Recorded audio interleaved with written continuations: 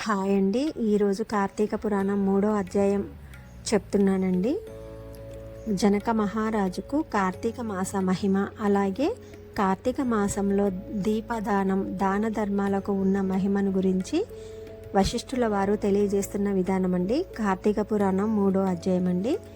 ఓ జనక మహారాజా, కార్తీక మాసమున ఏ చిన్న దానము చేసినను అది గొప్ప ప్రభావము కలది. అట్టి వారికి సకలైశ్వర్యములు కలుగుటయేగాక మరణానంతరము శివ సాన్నిధ్యమును చేరుదురు. కానీ కొంతమంది అస్థిరములైన భోగ భాగ్యములను విడవలేక కార్తీక స్నానములు చేయక అవినీతి పరులై భ్రష్టులై సంచరించి కడకు క్షుద్ర జన్మలను పొందుదురు. అనగా కోడి, కుక్క, పిల్లిగా జన్మింతురు. అధమము కార్తీక మాస శుక్ల పౌర్ణమి రోజైనను స్నాన దాన జపతపాదులు చేయకపోవట వలన అనేక చండాలాది జన్మలెత్తి కడకు బ్రహ్మ రాక్షసిగా పుట్టుదురు. దీనిని గురించి నాకు తెలిసిన ఇతిహాసం ఒకటి వినిపించదను, సపరివారముగా శ్రద్ధగా ఆలకింపుడు అని జనక మహారాజుకు వశిష్ఠుల వారు తెలియజేసెను. ఈ భరతఖండమందలి దక్షిణ ప్రాంతమున ఒకానొక గ్రామములో మహావిద్వాంసుడు, తపస్శాలి, జ్ఞానశాలి, సత్యవాక్య పరిపాలకుడు అగు తత్వనిష్ఠుడను బ్రాహ్మణుడొకడుండెను. ఒకనాడ బ్రాహ్మణుడు తీర్థయాత్రాసక్తుడై అఖండ గోదావరికి బయలుదేరెను. ఆ తీర్థ సమీపమున ఒక మహావట వృక్షంబుపై భయంకరమైన ముఖముతోనూ దీర్ఘకేశములతోనూ బలిష్టమైన కూరలతోనూ నల్లని బాణ పొట్టలతోనూ చూచువారికి అతి భయంకర రూపములతో ముగ్గురు బ్రహ్మ రాక్షసులు నివసించుచు ఆ దారిన పోవు బాటసారులను బెదిరించి వారిని భక్షించుచు ఆ ప్రాంతమంతయు భయకంపితము చేయుచుండిరి. తీర్థయాత్రకై బయలుదేరి అఖండ గోదావరి పుణ్యక్షేత్రమున పితృదేవతలకు పిండ ప్రదానము చేయుటకు వచ్చుచున్న విప్రుడు ఆ వృక్షము చెంతకు వచ్చేసరికి యథాప్రకారముగా ఆ బ్రహ్మ రాక్షసులు క్రిందకు దిగి అతనిని చంపబోవు సమయమున బ్రాహ్మణుడు ఆ భయంకరమైన రూపములను చూసి గజగజ వణుకుచు ఏమియూ తోచక నారాయణ స్తోత్రమును బిగ్గరగా పఠించుచు, ప్రభో, ఆర్తత్రాణపరాయణ, అనాథ రక్షక, ఆపదలో ఉన్న గజేంద్రుని, నిండు సభలో అవమానాల పాలగుచున్న మహాసాధ్వి ద్రౌపదిని, బాలుడగు ప్రహ్లాదుని రక్షించిన విధముగానే ఈ పిశాచముల బారి నుండి నన్ను రక్షించు తండ్రి అని వేడుకొనగా ఆ ప్రార్థనలు విన్న బ్రహ్మ రాక్షసులకు జ్ఞానోదయము కలిగి, మహానుభావ, మీ నోటి నుండి వచ్చిన శ్రీమన్నారాయణ స్తుతి విని మాకు జ్ఞానోదయము అయినది, మమ్ము రక్షింపుడు అని ప్రాధేయపడిరి. వారి మాటలకు విప్రుడు ధైర్యం తెచ్చుకొని, పోయి మీరెవరు, ఎందులకు మీకు ఈ రాక్షస రూపంబులు కలిగెను, మీ వృత్తాంతము తెలుపుము అని పలుకగా, ఓ విప్రపుంగవ, మీరు పూజ్యులు, ధర్మాత్ములు, వ్రతనిష్టాపరులు. మీ దర్శన భాగ్యము వలన మాకు పూర్వజన్మ ఎందలి జ్ఞానము కొంత కలిగినది. ఇక నుండి మీకు మా వలన ఏ ఆపద కలుగుదు అని అభయమిచ్చిరి. అందుక బ్రహ్మ రాక్షసుడు తన వృత్తాంతమును ఈ విధంగా చెప్పసాగెను.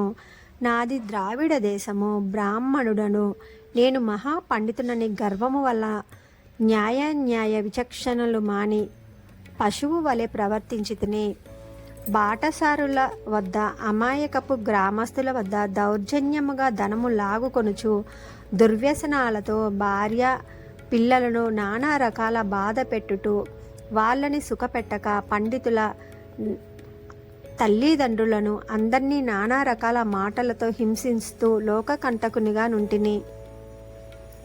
ఇట్లుండగా ఒకానొక పండితుడు కార్తీక మాస వ్రతమును యథావిధిగా ఆచరించి భూత తృప్తి కొరకు బ్రాహ్మణ సమారాధన చేయు తలంపుతో పదార్థ సంపాదన నిమిత్తము దగ్గరగా నున్న నగరమునకు బయలుదేరి తిరుగు ప్రయాణంలో మా ఇంటికి అతిథిగా వచ్చెను.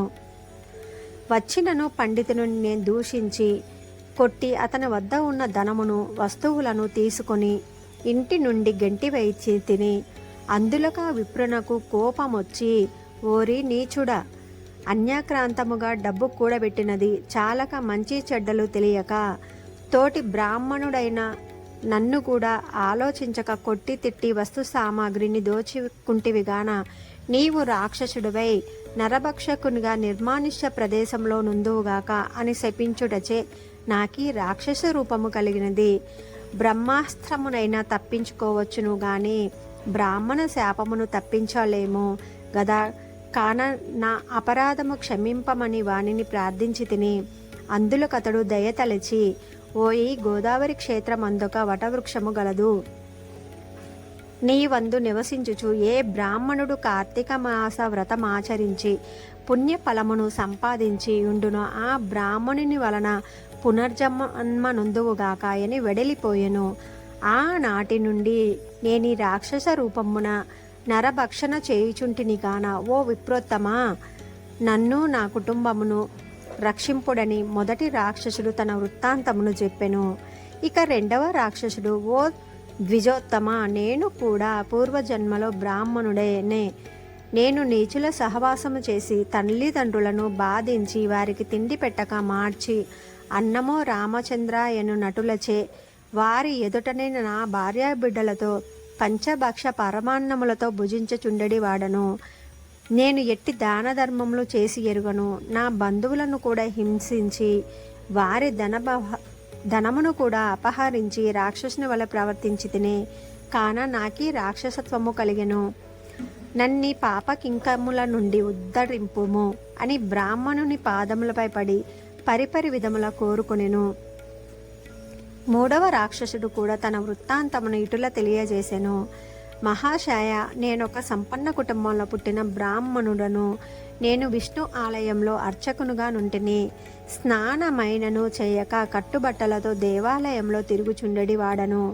భగవంతునికి ధూప దీప నైవేద్యములైనను నర్పించక భక్తులు కొని తెచ్చిన సంభావములను ఉంపుడు గత్తెలకు అందజేయుచు మద్య మాంసములను సేవించుచు పాపకార్యములు చేసినందున నా మరణానంతమున ఈ రూపమును ధరించి తిని కావున నన్ను కూడా పాప విముక్తిని కావించుము అని ప్రార్థించెను.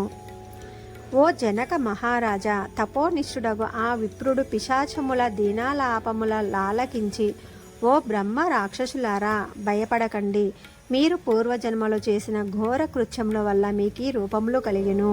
నా వెంట రండు, మీకు విముక్తిని కలిగింతును అని వారి నోదార్చి తనతో గొనిపోయి ఆ మువ్వురి యాతనా విముక్తికై సంకల్పము చెప్పుకొని తానే స్వయంగా గోదావరిలో స్నానమాచరించి స్నాన పుణ్యఫలమును ముగ్గురు బ్రాహ్మణులకు దారపోయగా వారి వారి రాక్షస రూపాలు పోయి దివ్య రూపములు ధరించి వైకుంఠమునికెగిరి కార్తీక మాసంలో గోదావరి స్నానమాచరించినచో హరిహరాదులు సంతృప్తి చెంది వారికి సకలైశ్వర్యములను ప్రసాదింతురు.